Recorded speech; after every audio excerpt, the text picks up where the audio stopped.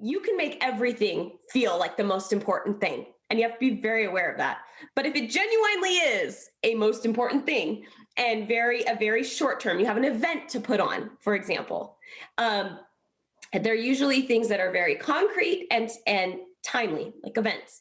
So if you were to have an event that needed to happen, it could be appropriate for a short window to push your team pretty hard with a pace setting style, but not pace setting alone. You're also sprinkling in those others, but getting out front and getting it done. And the other thing you need to know, if you're going to rely on pace setting heavily, intentionally, you have to have a motivated, mature, and competent team. At Active Life, we believe that the healthcare clinic of the future is the gym. Everybody starts with the best case scenario in mind. Never sell anything to anybody who is not in the market for what you have. The only reason we work out is to create the opportunity to recover. And the healthcare provider of the future is the coach. And this is why you guys need to get paid well, because what you're doing is really, really hard work. Layci Nelson, welcome to the Active Life podcast.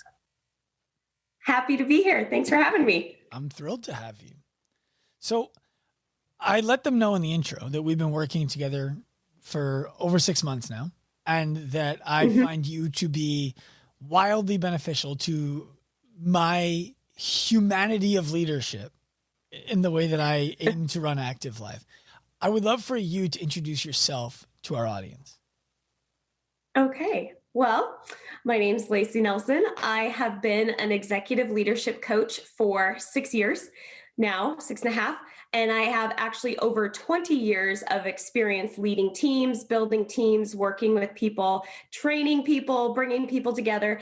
And where I get my drive and my passion and why is this work important is that I really believe at the core of who I am, that every person deserves the opportunity to wake up every morning and be inspired, engaged, and excited about what they're doing and feel like where they spend the majority of their life serves a larger purpose. And most of us spend the majority of our life at work, right?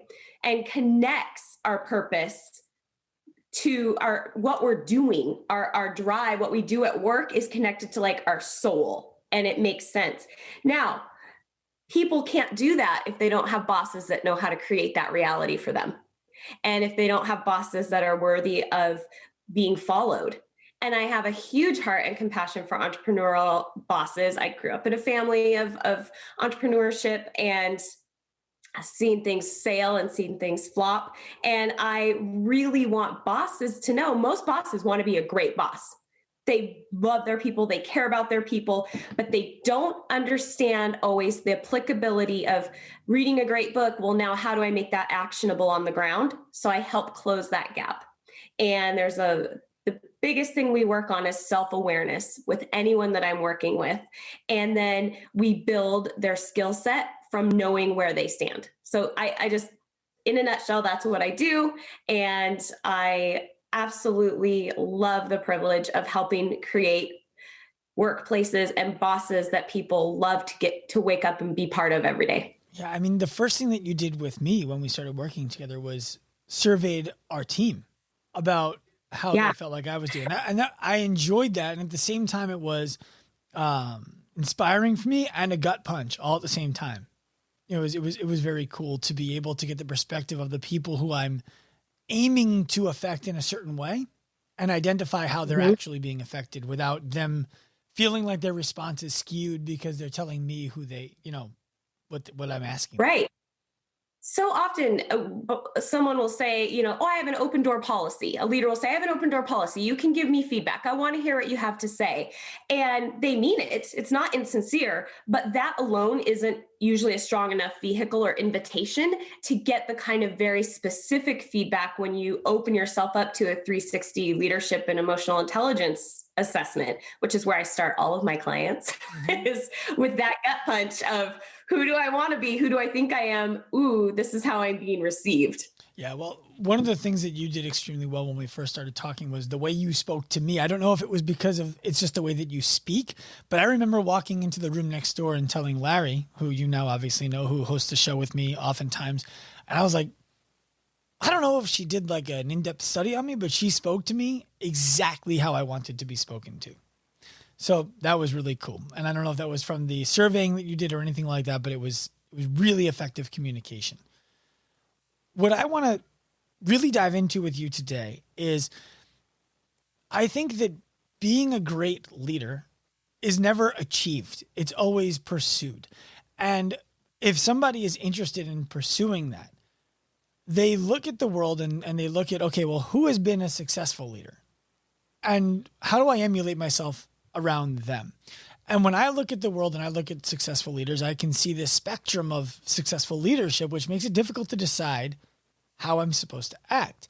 You have your Steve Jobs, Bill Gates. Well, those guys were pretty successful, but everybody who's ever talked said they are a disaster to work for.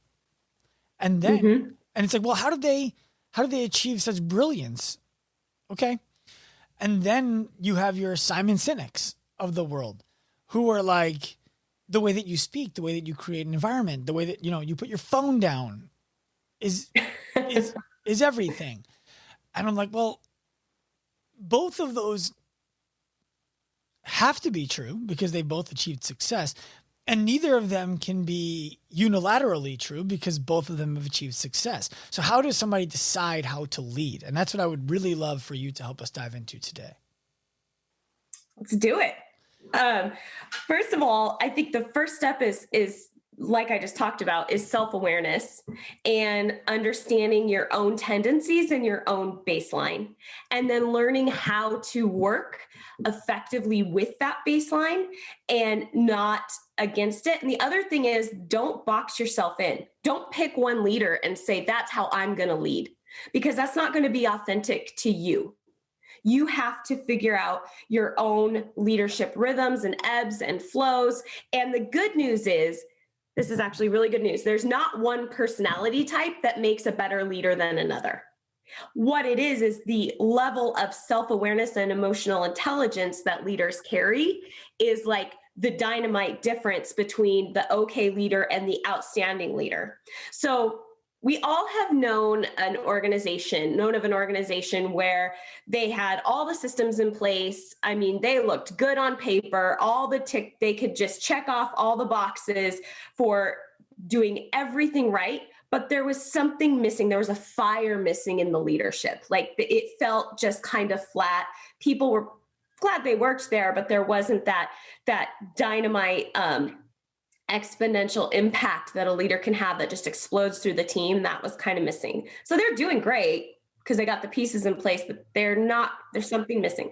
And then we also know the other guy or woman who runs a team who is just phenomenal at connecting with her people, but like the systems are a disaster, right? The systems are a mess. There's a lot to be left desired. Their stuff's on the table because they're not in place, but somehow they're just killing it.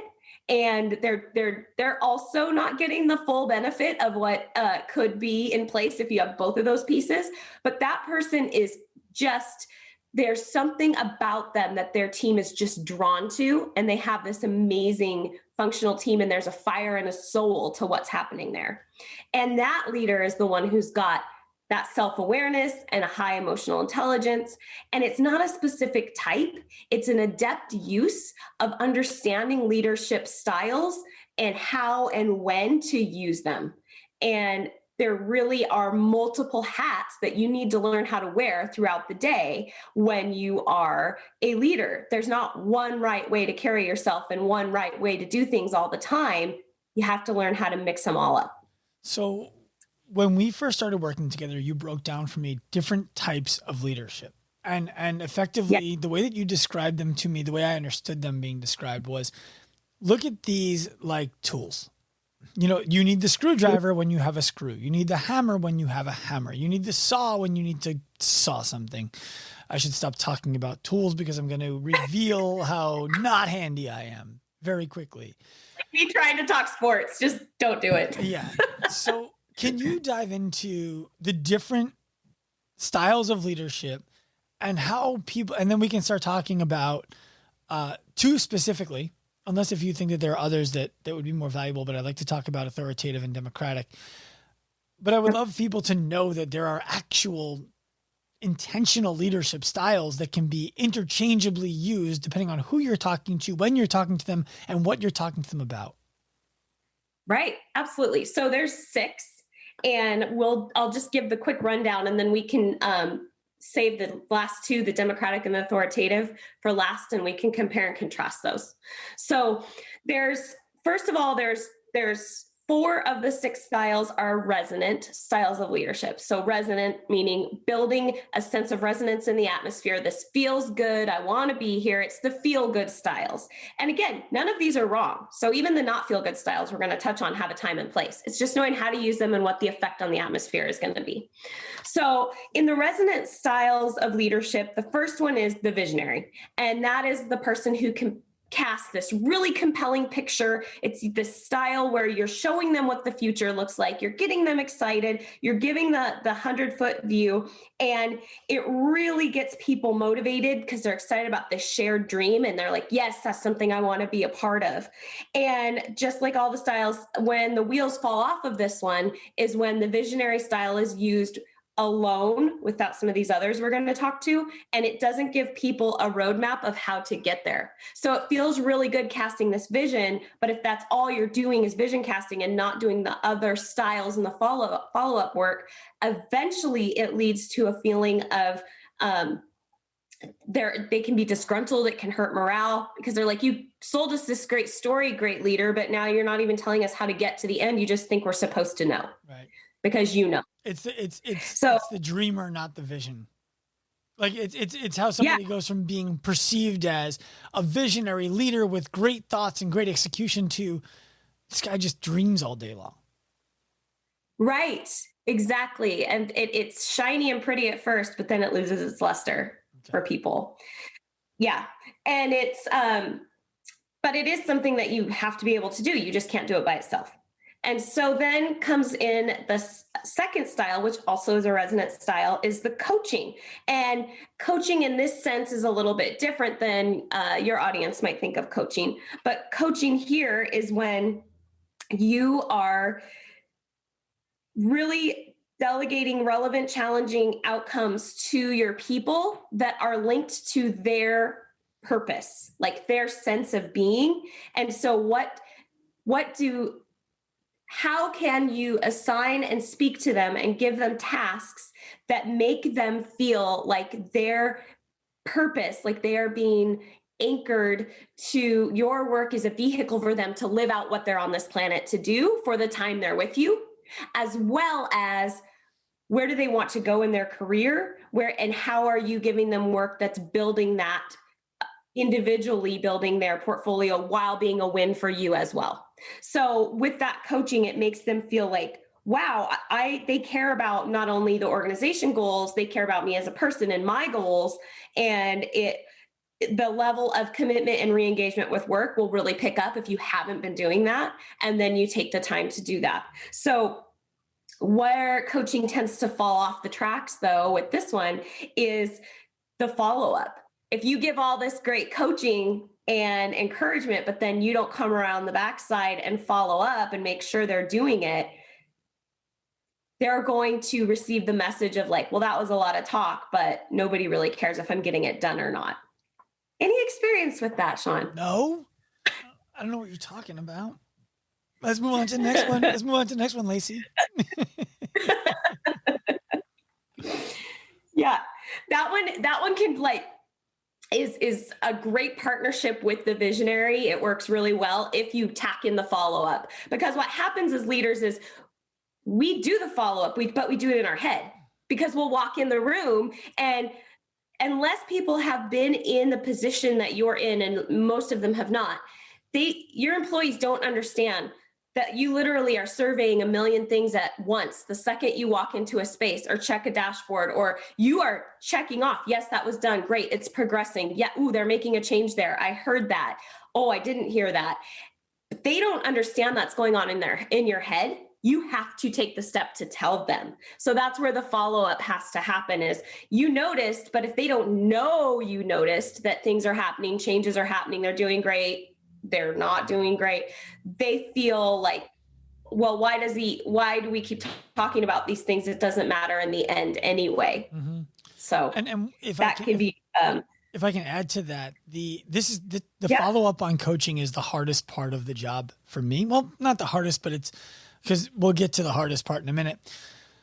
I know it's one of the next two that's coming, but the follow-up is, for me, it's making sure that the people who you're trying to lead have competency in understanding the idea that you're trying to convey and the way in which you're planning to execute it, instead of just walking into the room and saying, we need to be better coaches.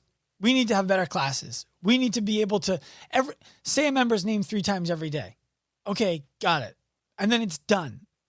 And then a month later, someone's like, oh, I'm not happy. I feel like the coaches don't even know my name. And you're like, well, did you not use this person's name 3 times in every class?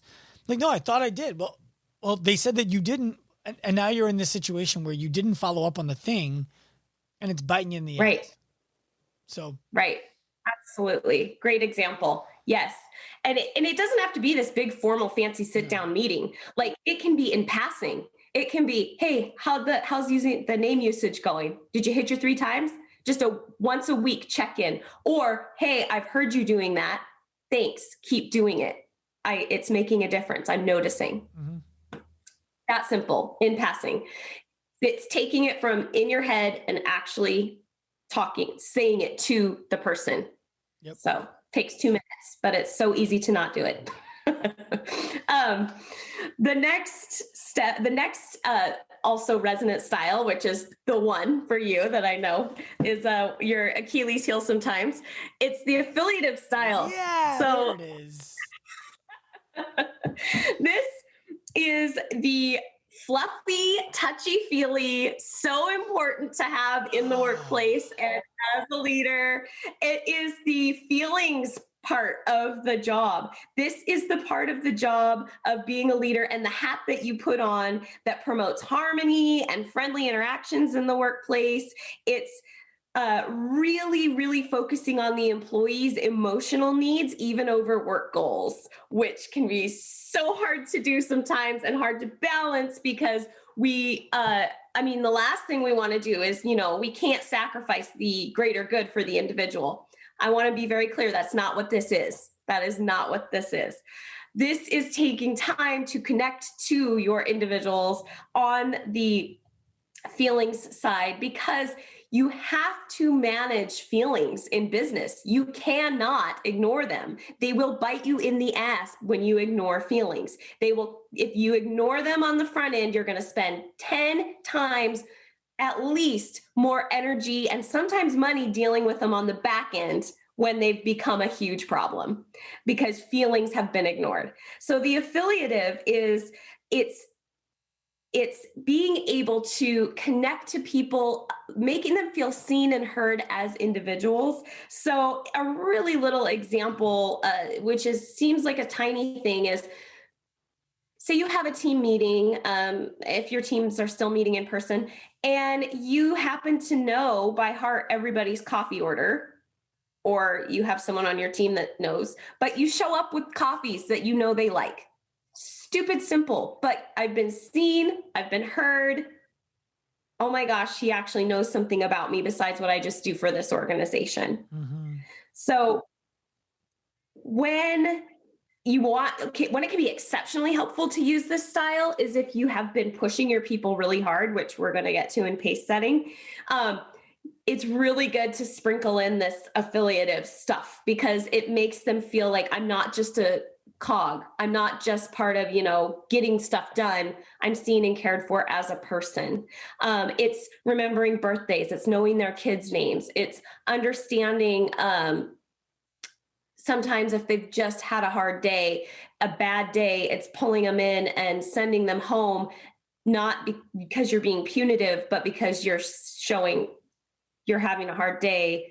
You need to go, if that is effective for this person. It could crush a certain kind of person, but if it's a good move, sending a person home, doing that, knowing them well enough to know if it's going to crush them or not, to send them home, if they're going to receive it as a punishment or not. So, can I speak to the reason why this is the hardest one for me?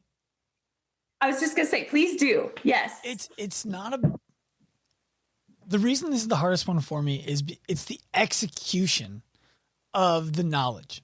So let's take, for example, people on the team who I know I could and should do a better job of this for, and just don't. You know, let's take Ray, for example. And Ray, if you're listening, talking about you right now. Ray does a great job. He goes above and beyond, and I push the shit out of him. And he is the buffer between me and effectively everybody else. When I have crazy ideas, crazy thoughts, I can call him and I can just be like, yo, these are the problems. These are the solutions. Go execute the solutions and tell me when they've been done, please. He can handle that. I can't do that with everybody. It's not a flaw for them. It's one of his gifts. I know Ray loves rainbow cookies. I should send Ray some fucking rainbow cookies. And yes, you should. I've sat down to try to send Ray rainbow cookies, gotten all the way to checkout, and they've been like, ships anywhere in New York. I'm like, come on. And then I'm just like, I'm not looking for another rainbow cookie place. And if I'm going to do rainbow, I want to do like the best rainbow cookies in the new area he just moved to. And I wanted to be able to go there and get him. And then it just never happened. It's like this grand idea that never gets executed on because I can't do the grandest version of the idea. And then it just goes to hell in a handbasket. Which is so on brand for you. So wanting it to be the absolute best. So that's good that you know that about yourself. And it's recognizing what is, you just have to get over it. Like you have to get over that and do it anyway kind of thing. So is it disingenuous if I ask Sheila, who is effectively the organized side of me, is it disingenuous if I'm like, hey, Sheila, can you make sure that we send rainbow cookies to Ray and put this in the card and get it out? No, as long as you don't make her write the card. Deal. Like, as long as the words are your words. Right. They would be my words. I like my words. Yeah. Yeah. Okay. We know. Okay. All right. Continue. Yeah. As long as as long as you're writing the words and it's your idea, you're not like, Sheila, whatever, right, you know what he likes, it's authentic. So yeah, that's fine. That's fine. And good question. Don't get hung up on the little things and make them become the big things. And they don't have to be like big fancy things either. I think I've sent you a pack of expo markers before, just as a, hey, I see you, you're doing big things. You are always writing on that whiteboard. So it doesn't have to be big. And it was like delivered through Amazon, no handwritten note. It was just, yep. And probably still appreciated. So yeah. I'm going to save this last affiliative style and I'm going to hop into, resonant style. I'm going to hop into the dissonance styles and then we'll come back. So there's 2 dissonance styles. Dissonance, again, just means it doesn't build that collective feel-good feeling in the organization. It can feel like tension. But as we know, tension has an appropriate place. And there are times that you need to use tension as a boss, as a leader. These styles can often be what are mistaken for like the way to lead, quote unquote, the way to lead, because they are what we see in movies and books and maybe have been examples for us in childhood as what a leader looks like from the outside. And can be a characterization of leadership. Again, these 2 styles have a time and place. They should not be what you rely on most often and heaviest. So here we go. The first one is pace setting. And so the pace setter is the leader that gets out front, jumps in, rolls up their sleeves, and they work right in front of, not beside, touch on that in a second, right in front of the team, really working obsessively about doing things better and faster and getting the job done. And they are intense, and they are setting the pace and the expectation that everybody else has to keep up with. And quickly, what happens with pace setters is they get really annoyed with people who can't keep up, even though they usually aren't communicating even what their expectation is. They're just showing what the expectation is through their action and hoping everyone catches on. So they get annoyed when people can't keep up, and they get annoyed with people that aren't. What'll happen is if they're not working up to speed or quality expectation, they'll take the work back and just do it themselves faster and better because that feels easier in the moment. This is everything that I used to be. Yeah. Yes. And what is tricky about pace setting is it works. It gets the job done. In the short term, it is exceptionally effective. However, in the long term, you can't run an organization. You're going to outgrow this quickly. You can't run a team this way.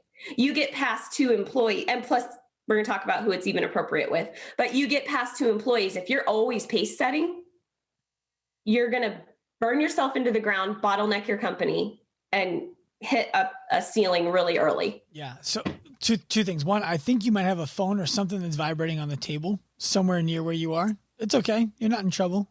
The second thing is I'll never forget the mistake that I made when I owned the gym, when I had a coach who I felt like was underperforming to his own ability in our 6 a.m. class.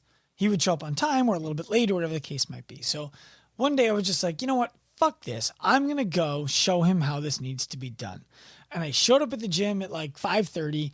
I pulled all of the equipment out that people were going to need for the workout. So they all had stations set up. I turned the music on. I cleaned the bathroom. I wiped down the front desk. I had the heat on. Like, it was, the whiteboard was fully filled out with, stimulus, everything we were looking for in the workout. He showed up 5 minutes to 6. The rest of the membership was already basically there. And he's like, what's going on? And I'm like, you're going to sit and watch how a class is coached at 6 a.m. And it was my inability to communicate effectively before it got to that this is how you need to perform. What help do you need to be able to perform this way? That led to me saying, I'm going to pull my proverbial dick out, put it on the table, show you how big it is, and let you deal with the fallout of the way that it makes you feel. Right. Was that even effective? Did it work? No, it was negative. Yeah. It felt great in the moment. It felt totally enlifting in the moment. The reality, though, is it was deflating for him, and it didn't inspire him. It made him resent me. So it was just a terrible idea. But that's how I always knew to do things. If I was playing a sport, it was, I'll step up and just do more. And other people will see me doing more and they'll do more. If it was anything, like if it was a group project, I'm like, I'll just do all of it. And that's always how I've reverted. That's the easier way. Right. And that's the trap. It's the easier in the moment, but then it doesn't have long-term effects that you're looking for. So the times like it would be appropriate, and there are times, is when you have really challenging, exciting short-term goals that have to be accomplished in a very short window, and you need to just get it done as a group, as a team. Now, you can't make everything, especially if you're super passionate, which you might be known for that, and intensity.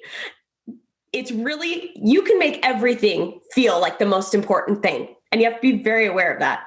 But if it genuinely is a most important thing and a very short term, you have an event to put on, for example, they're usually things that are very concrete and timely, like events. So if you were to have an event that needed to happen, it could be appropriate for a short window to push your team pretty hard with a pace setting style, but not pace setting alone. You're also sprinkling in those others, but getting out front and getting it done. And the other thing you need to know, if you're going to rely on pace setting heavily intentionally, you have to have a motivated, mature, and competent team. So, for example, this can work well if you have a room full of top level, high performing, say, scientists that are developing a vaccine, and they are all under a time crunch, and they are all highly competent, highly capable. There's not a lot of training that needs done. They know how to do what they need to do. This could be an effective time to use that if I were leading that group, which I'm not qualified to even do anything to that group except teach them how to lead. But yeah, so that, but that's an example of when it would come into play and be okay and actually healthy to use, and mindful of the team you're working with. Now, if you're trying to pace set with a bunch of people that don't fully understand their jobs or aren't mature yet in their job, and you're expecting this high level of competency from them, but you haven't equipped them, you're going to be frustrated and they're going to feel defeated and left in the dust. And it's not the right method to use for more than a tiny window at a time. Yeah. So, and one of the things you taught me that I found valuable is when you pace set, oftentimes it's valuable to be affiliative immediately thereafter or during, because it's like, I know I'm grinding you harder than you're comfortable being grinded. I see you, I respect you, I understand you, I appreciate you. Fluff. Yes. And you've got what's hard too, and this is where the self-awareness work comes in, and where I really spend time really getting to know who I'm coaching. And you also need to know and be highly aware that, like, if you are a leader, your wiring may not be wiring that requires much affiliative at all. And so, like you said, it's a stretch for you because it's not what you need. And I think you made a post actually about this a few days ago about what we need when we're coaching. When you have coaches coaching, if you're talking to them the way you think you want to be talked to, you're going to be missing the mark. Well, same thing applies when we're working with our teams. Like, what I need might not be a lot of pats on the back, but if I'm working with a lot of people that do need that, which I don't want that to sound paternalistic or to sound like I'm minimizing that people need reinforcement. It's okay to need that. But if you personally don't need it, you're not going to give it reflexively. You're going to have to be very conscious about giving that. So yeah, recognizing that it really makes sense to invest in understanding your team members on a deeper level as to what they need from you to feel appreciated and motivated. Well, it's valuing your team as people instead of as resources that can get a job done. Yes. It sounds like a no duh, but then when we get into the nuts and bolts of it, this is how it's done. This is what it looks like. Well, and I think that came to play with us really heavily recently. And you know what I'm talking about, where we had to actually let somebody go because of the work environment that they created for somebody else. And it's allowing the other person or people in the situation to know, look, this is unacceptable. And I understand why it makes you feel uncomfortable. And so we're going to remove the stimulus that did that. And it just so happens that stimulus is a person. And right. I felt like that was an affiliative leadership moment, even though it wasn't a send a gift or have the right coffee ready for them. Good point. You're right. It's not always something that is a thing. Very, very good point. That was what you did was the most important move you could have made in that situation for that person to feel cared for. Right. If you would have done anything but that, or just sent a coffee and thought that covered it. Right. That we're cool now. Yeah. That would have been damaging. Yes, so, yes, for sure. Yeah. Okay. I'm sorry I interrupted you. Continue. No. So the next style that we're gonna juxtapose these two. So these are two styles that are common in leadership, and they're very far apart on the spectrum. But there's not one good, one bad. It's just know when and how to use them. And Layci, the reason I wanted you to juxtapose these two is I think it's the easiest place for somebody to start. You know, hearing all the stuff that you're describing, if they don't have a pen and paper, haven't been writing it down, haven't been thinking introspectively about where they could have made changes, this is an easy place to start. It's, you know, positive pole, negative pole. Not that negative is negative. You guys follow what I'm talking about. It's A, B, it's black, it's white. They are as opposite as it comes on this spectrum. Yes. Yes. Okay.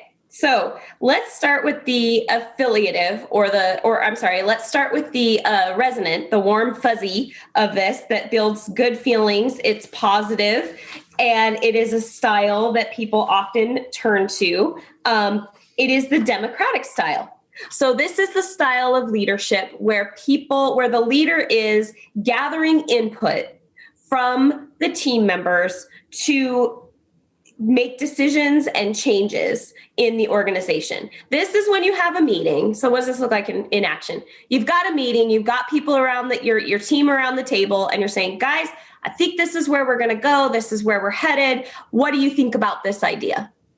Or what do you think about this direction? Or you're just asking for their input, their feedback. And while it's a very valuable way to build buy-in, it's one that commonly just blows up for people because they leave out some critical steps in framing and setting it up for their team before they lay out what's coming and before they ask for their input. What often happens is you go in with the best of intentions. You want to get their feedback, and they give you the feedback, but then you don't use all of it because you were just gathering input, but you didn't tell them that.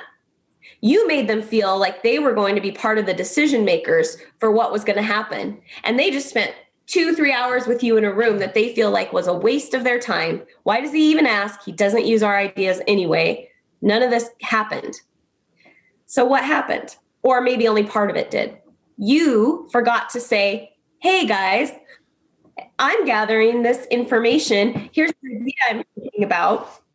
I highly value your input and your perspective, and I am wrestling with where this is going to go.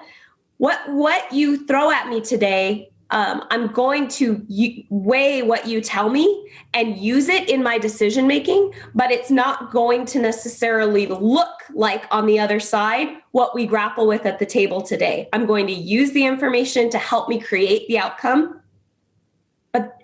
So you're telling them they're part of the process, but they're not the decision makers today. Or it truly is going to be a democratic process, and you are going to have something decided right then and there by the end of that meeting by a democratic decision and move it forward. But going into the meeting or going into the conversation, you need to know intentionally what you're looking for as a leader and set it up appropriately so that you don't have a bunch of disgruntled people that feel like, why does he ask our opinions when he doesn't use them anyway? Yeah. So the way that we do this, the way that I do this when I'm leading a meeting with our executive team is it'll be something along the lines of, we need this product to launch by February. The things that we need to know about the product are, what are the feature benefits? Who is the avatar for it? What is the outcome that they're looking for? What is it going to need in terms of resources on our side to be able to execute it well? And based on those things and other factors, I don't need to spend the rest of this talk about those. What does it need to cost? And what is our go-to-market plan? What I would like to do is hear from each of you about where you feel like this product is going to sit on those things. So we would break out one at a time. Who is the avatar for this client? Let's hear from marketing based on what you've been through. Why do you believe the avatar is who you believe it is? Got it. Coaching. Does that sound like the kind of person who's been buying things similar to this in the past? If it does, do you think it's the same person, or do you think that there's deviation there? And we have a discussion about it. It doesn't mean that we make decisions right there. But then an example of when we do make decisions would be, hey, so we need to know what the client journey is going to look like. And today we're deciding, does everybody start in the same place or do they start in different places? Let's hear what everybody thinks and let's come up with an answer. Right. Great examples. Yes. And so you're setting up for them what you want to have the outcome of the meeting be and what their role is in it. And then you dive in and go. And when you don't do that work, you can have things that just are death by committee because no one can come to consensus. And that's really popular, or you end up meeting to meet, and nothing keeps happening. And this is why people hate meetings, by the way, because if they're not led well, they just become unproductive and chaotic feeling, and nothing comes out of them. So when it can be also a time that being democratic can be inappropriate is when you are abdicating decisions as a leader that really should be yours and yours alone. Abdicating means and that allowing other people to make decisions that should be yours. Yes. Mm-hmm. Yes. And within the bounds of authority, like they should, authority and authority might be the wrong word, the bounds of responsibility. That was the word I was ethically. Yeah. Like this is your responsibility to be able to do this and to lead this ship, which leads nicely into the next style, which is when you need to make those calls. And that is commanding. That is the commanding style, or the authoritative is another word for that style of leadership. Layci, going back to the last thing that you said there, I think that it's difficult for business owners or leaders in organizations when it's difficult. I think that one of the reasons that it's difficult is because they want to allow people to participate in the process at all times, because they would want to participate in the process at all times. What I have found personally, because I've dealt with that, what I have found personally is the reason why you're in the position that you're in, if you are the keylog leader in this circumstance, is because people want to be able to look to you and say, what are we supposed to do? And they want you to be able to make a decision so that they don't have to think. It's, you made a post about this, how can I help you, is a terrible question. Because I don't know how you can help me. I need you to know how you can help me. And I need you to communicate to me that you're capable of providing that help and what the outcome is going to be if I get that help. And I think that that's what you're getting to now with authoritative and commanding leadership. Yes, absolutely. So there are times where this is a style that is probably the most like movie worthy style of leadership. Like when we think leader, what caricature stereotype comes to our head?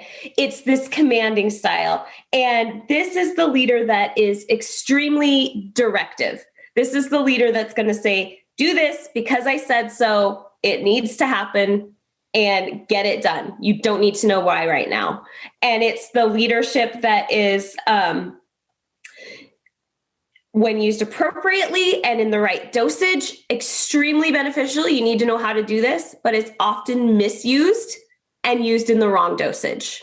It's often overused for people that rely on this style, or extremely underused if someone's passive. Or has more of a passive style, which doesn't mean they're not equipped to lead, just means they're going to have to work harder to use this when it's needed. So this style can look really impressive, like I said, from the outside of an organization, because it looks kind of like battlefield commanding. You go here, you do this, you do that. Let's execute, get it done right now. And on the inside, however, of an organization, when that is the primary style that is used all the time, turnover is extremely high, and your highest top performers will leave because they don't have all of those other styles that they need to feel connected to the work and understand the work and be part of the work. They're not fulfilled, so they're gone if they don't want to work for that. And what's heartbreaking about this is a lot of the commanding style, hard-leaning leaders don't realize even that they operate primarily out of this function. And they really genuinely do care about their people. They're not bad people. They care and they have a big heart. And they're like, why am I losing all my great people? And it's really, and they feel like I'm leading like I'm supposed to be leading. This is what leaders do. I've read the books, I've seen the movies, and they're falling back on this commanding style too much. And I shouldn't even say falling back. They're leading out front with it all the time. And it is damaging in the long run. But like I said, there are times to use it that are appropriate. And the times that commanding leadership is extremely appropriate and when to use it are in situations of crises and emergency, when people really do need and want that comfort of just being told what to do in the short term right now to get to the other side of this. 2020 has given us, a few examples. Well, and the interesting thing, I was just thinking that is March 2020, I became for the team a very commanding leader. I was just like, this is the plan. I'm not asking for input. We need to move faster than input would allow us to move right now. This is the plan. Here is your responsibility in the plan. Here is your responsibility in the plan. Here is your responsibility in the plan. This is what success looks like. Let's come back together on Wednesday and discuss what we've been able to accomplish so far. That was my move in March. Frankly, right. That is where I'm best. That is the most natural for me. It is the most cogent for me. It is the place where I have clarity. And it is in developing the others that I have found all of the success that we've been able to find so far, which speaks to the idea of like, well, circumstantially, that's the way to do it. But circumstantially, that's the way to do it. Yeah. Yeah. So it is one thing that your listeners can do as you're hearing these styles, be reflective. I'm sure you probably have been like, where are you strong? Where do you find yourself going to? And where are the areas that you need to meaningfully maybe put some more energy into developing? And realizing that, as you said, like success usually comes from learning how to activate those muscles those leadership muscles that you haven't been using as much as you need to. And then becoming, it will feel clunky and awkward at first as you start trading out hats. At first. That's the thing I also... Right. Okay. There's always, if you're a person that absolutely hates conflict, which I know is the opposite of you, but you're not all of a sudden going to thrive on having hard conversations with people. But the sense of existential dread will start to lessen as you use it more. Well, and Layci, for people who are more like me, who like, if you don't punch me in the face, we didn't have conflict. So right. That's right. That's where my line for conflict is. You physically assaulted me. Without that, we didn't have a conflict conversation. So right. It was conversation, man. You're just passionate. So where I struggle most is when I know that somebody else is on the other end of the spectrum and I want to be conscious of it. I want to make sure that when I tell this person this, they are probably going to perceive it as a judgment on their personal performance, even if it's not. So I need to be able to deliver this effectively without saying it's not these things. Because as soon as you say it's not these things, they're like, yeah, get to it. So it's right. Those are the conversations for me that are the most difficult because it's, I just don't want to spend the time to be straightforward. There we go. Yeah. And this launches into a lot of the other stuff I teach too, is like knowing your philosophy of value, that you're highly pragmatic, that if you're going to be talking to someone who's not pragmatic, you have to season your language differently because you're going to come across as a monster. Yeah. So, yep. Yeah. And it's learning. It is hardest for hard chargers to slow down and use these others, what they are often call like softer, squishy stuff, because it doesn't feel as effective in the moment. And it's counterintuitive to your feelings. Love to talk about feelings. Counterintuitive to your feelings because you feel like you're wading through concrete. But what you don't realize is that if you don't do this work of slowing down, doing what feels like, the fluffy work and the nurturing of the team and altering the seasoning mix you're using for your speech, depending on who you're talking to and what you're trying to get the outcome to be, like that concrete's never, ever, you're just going to get sucked under. Like you're never going to be able to be anything but a bottleneck for your team past a certain level if you don't learn how to communicate effectively with every member on your team. And that's your job. It's not their job to adjust to you. Well, I see it kind of like investing. and for people who don't invest money, that's fine. You don't have to invest money to understand what I'm about to say. It's the idea of everything authoritative feels like I just bought the thing. Like I spent the money, I got the thing, it's here, it's now going to work.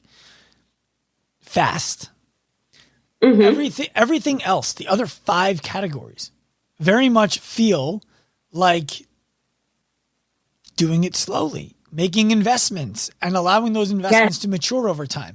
And Warren Buffett, Jeff Bezos asked Warren Buffett once, "You're one of the wealthiest men in the world. Why don't people listen to your advice? It's very simple."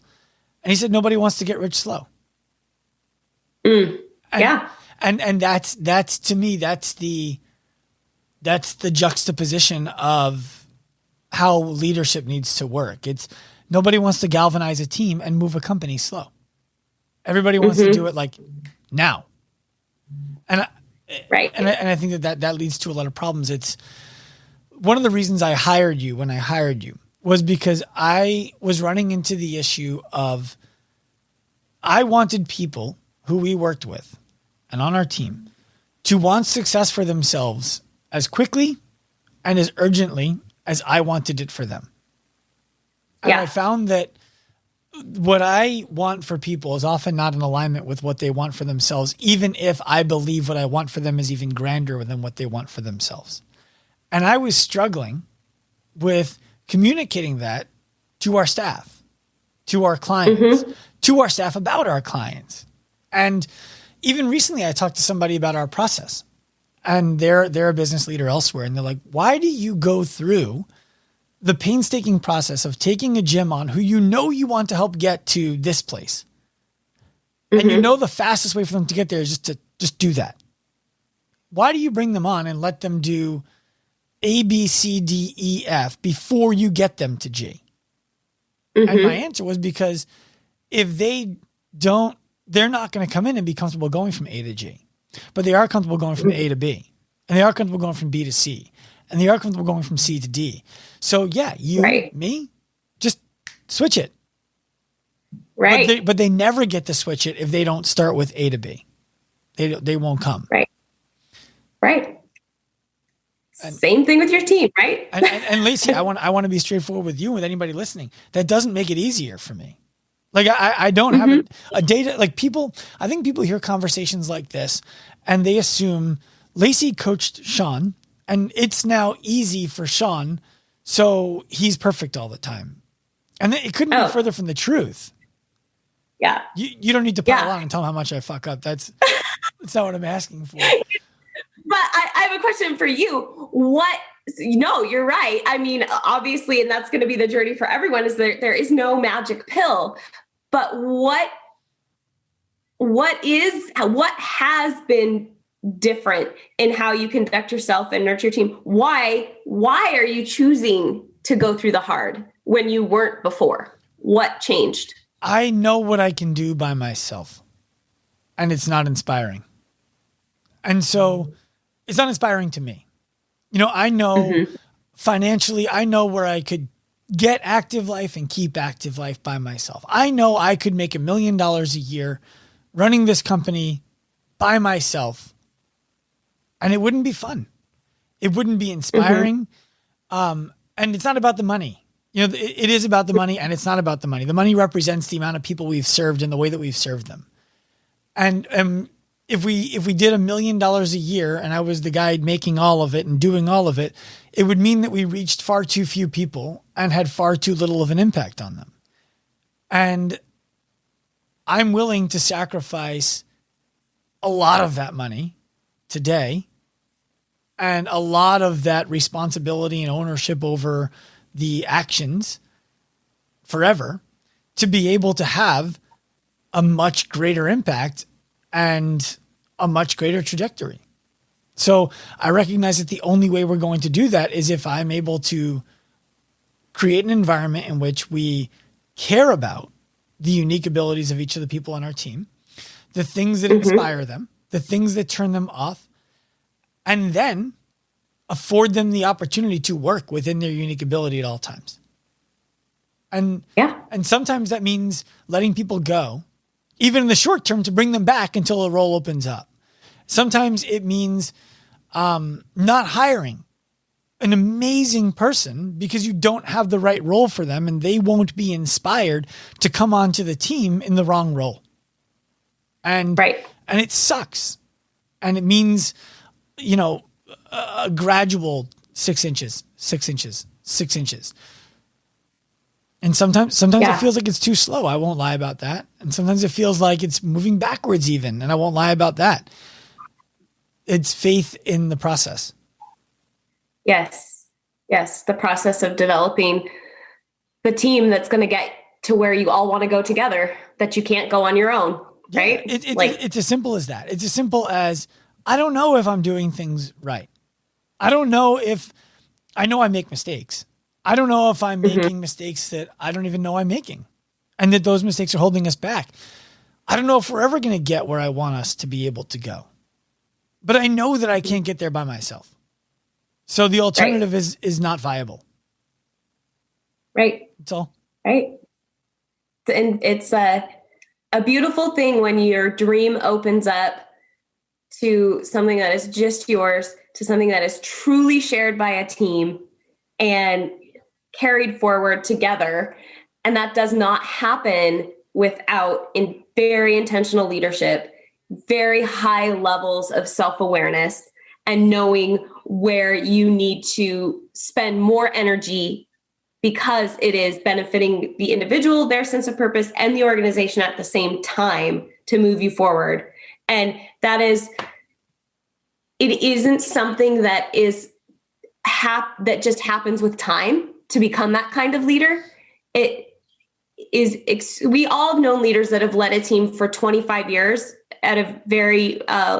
just with mediocrity, right? We all know the leader that's just okay. You can be a just okay leader for a long time, for your entire career. But if you really want to take that next step and become inspiring and like that life-changing boss, that life-changing leader for someone or for people that are working with and for you, it requires intentional investment. And that's what I appreciate and respect about you, is the ability. And it could be, I know you don't just work with me, there's other people in your life too, but that willingness to invest in yourself as a leader and look at your blind spots and ask people to point them out to you and say, and then go, okay, help me figure out how to get past this or how to work with it, including hearing things that are really hard to hear and doing work that is really uncomfortable to do. And I know, because I get to talk to your team at times, like they love the changes that they've seen and they feel so connected on a deeper level than they were even 9 months ago. Mm-hmm. So no, it's true. And I owe a bunch of that to you.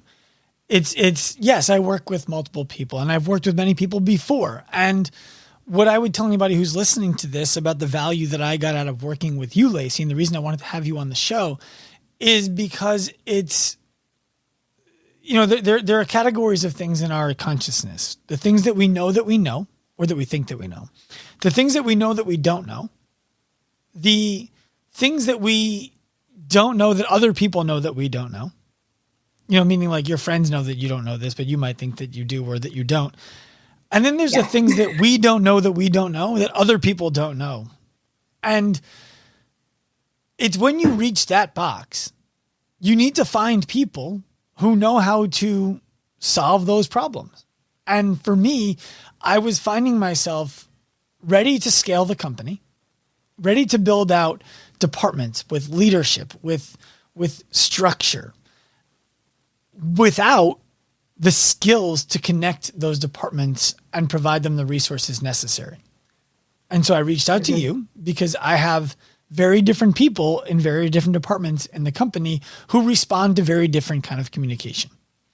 And I didn't know how to modulate myself to do that effectively. And you have been wildly helpful for me in doing that, so that I believe everybody on the team feels involved in the process and safe, inspired, and led. That's the goal. Excellent. I'm humbled and thrilled to get to be a part of the journey. And I love what you guys are doing. And it's it brings me sincerely like a deep level of joy and contentment. Like this is my life's work and my purpose, and to get to walk in it is amazing. So thanks for sharing that. You're welcome. Layci, where can people find you if they want to work with you or just talk to you or follow your stuff? Yeah, they can find, I'm on Instagram. You can find me at Layci's Layci. So you got to spell my name right to find me, but I'm _Nelson on Instagram. And then I'm also on Facebook, Layci Nelson. You can find me there.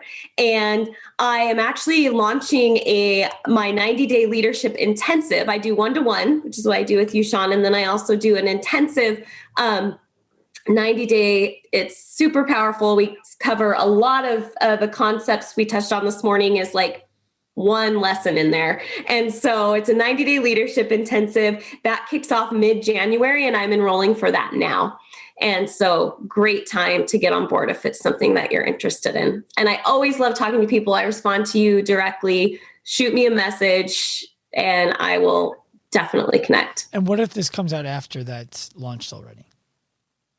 If that's already launched, don't worry, there'll be another one. So pay attention and follow along. Well, I'm asking that because I don't know when this is going to release. And I think that that's a great opportunity for people who are not necessarily ready for the financial commitment of one-on-one or the intensity of one-on-one to be able to dip their toes into education around leadership. Yes. And that it is a great first step in figuring out, is that, what is it? What I don't even know what I don't know, what we talked about, like all these concepts. Yeah. So we really dig into psychology, mindset, applicability. Yeah. It's good stuff. Very cool. Thank you, Layci. I appreciate your time and your attention today.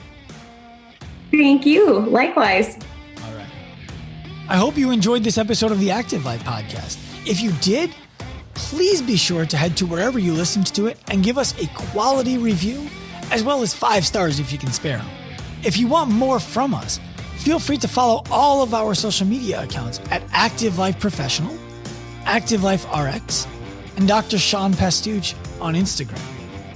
Remember, at Active Life, we believe that the healthcare clinic of the future is the gym, and the healthcare provider of the future is the coach. We also believe that future is now. Time, bro.